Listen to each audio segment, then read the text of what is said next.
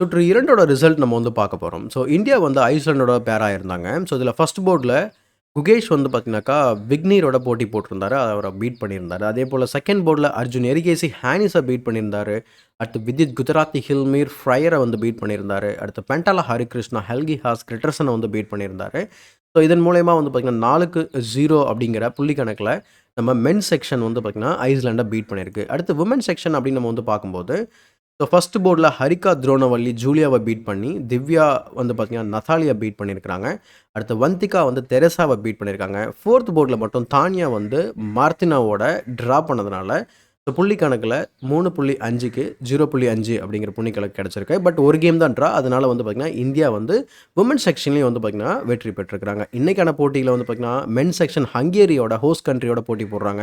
Women section வந்து ஸ்விட்சர்லாண்டோட போட்டி போடுறாங்க. இந்த வீடியோ பிடிச்சா லைக் பண்ணுங்க. மறக்காம மத்தவங்களுக்கு ஷேர் பண்ணுங்க. தமிழ் சேனலை சப்ஸ்கிரைப்